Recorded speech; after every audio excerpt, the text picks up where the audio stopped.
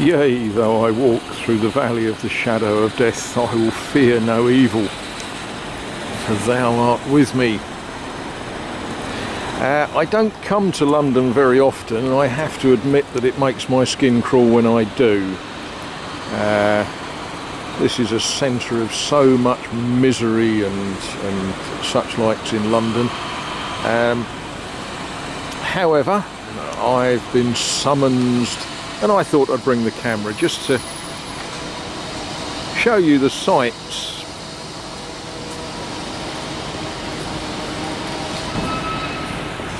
And yeah, we'll have a look at various things as I walk to where I've got to go. Where we're at, this is Fenchurch Place, and that is Fenchurch Street railway station, where if you live in the south of Essex, this is the station that you would arrive at in the City of London. But there we are. Right, that's a quick look round Fenchurch Place. Haven't got a clue what that sort of thing is. Would look nice half up a mountain in Washington State, wouldn't it? I guess. Perhaps. It's always good to get away from the building noise. Just round the corner you can't hear yourself think for, I guess we could call them jackhammers or something, kangos or whatever. But London very much is a series of canyons.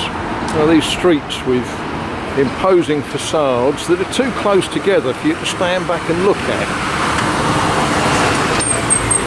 Interspersed with these horrible glass sort of Kremlin style offices, and then the shiny stainless steel jobs, and then these awful sort of, you know, how'd you fancy cleaning the windows upstairs on that one? But there we are. Right, where am I going? We'll just look at the London bus. I know you all like London buses. And London taxis.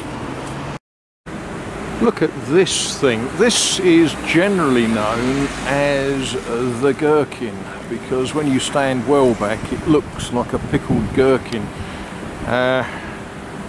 I don't know what you call people that work in there. I suppose gherkinoise or something. Any linguists amongst you might come up with a term for people that work in the gherkin. But it symbolises to me what is so wrong with London. There's this huge glass edifice, and it's a temple to all that is evil and bad in the world. And opposite, of course, there's another one. And it sort of crushes out and hides this little building here. You know, it denies the possibility of the existence of what that building once represented. There we are. Right, I've got about 10 minutes to get to my meeting, and it's going to take me about 9 minutes to walk to where it is, so I'd best stop gabbing and get on with things. One of the other reasons I hate London is I actually don't know where I am at any given moment. I'm sort of walking back towards Fenchurch Street railway station to escape back to the county of Essex. But yeah, you sort of walk round a different corner and things are different to how you remember them. But here we are. Gravel Lane, and what's this place called? This is called Beaufort House, and I'm guessing that that's a railway station through there. We get home one way and another, just might take a little longer than it should do. But as you wander about, and I'm guessing that's the backside of Aldgate railway station, then you see sort of ancient churches surviving amongst these monstrous buildings.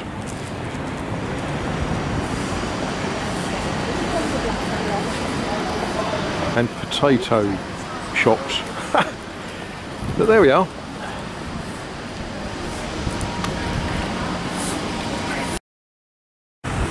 we can sweep the camera around from all sorts of strange architecture to these monstrous glass sort of edifices, I guess. Really don't like them, you may have guessed that. Just put my hand to try and stop the wind. And then we come round to this church, St Botolph without. And it's without Aldgate. Now, despite the building works going on, I can see there's a path into the church, so let's go and have a look, shall we? Well, here we are inside St Botolph's without Aldgate. The noise from outside does still interrupt the thoughts here, but as I walked in the door, the first thing that I noticed was actually the smell of incense. And I asked the people that are looking after the door, and they said, yes, there was a service here yesterday. This is an active church. It has a vicar who conducts services here, and isn't that a gorgeous organ? As with many churches, there is just too much to look at quickly. But something that was brought to my attention was this peculiar thing here. You see, this is in the City of London, and the Lord Mayor will come into the city churches, and he has a sword bearer, and that is a sword rack, because when you come to church you need somewhere to put your sword, don't you? I didn't bring mine with me today, so the rack is mercifully empty. But what we'll do in a moment, we'll get some close-ups on some of these statues and stained glass windows and such likes. As I say, I think there's probably too much to see in 5 minutes, but we'll do our best.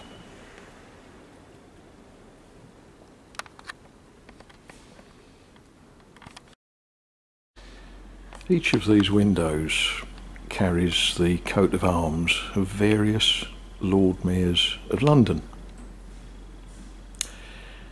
And as we look, we see that they've got the name of the Lord Mayor, what his profession was, and the dates that he was Lord Mayor. So, for example, when we get up close to this one, we find that this window remembers Sir Samuel Joseph, who we are told was a cutler, someone who made knives and forks. And we're told that he was Lord Mayor of London from 1942 to 1943, which must have been a very troubling time to be Lord Mayor of London.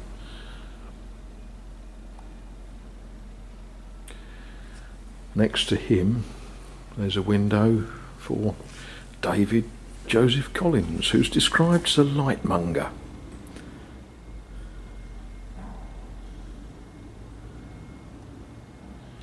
But aren't they wonderful?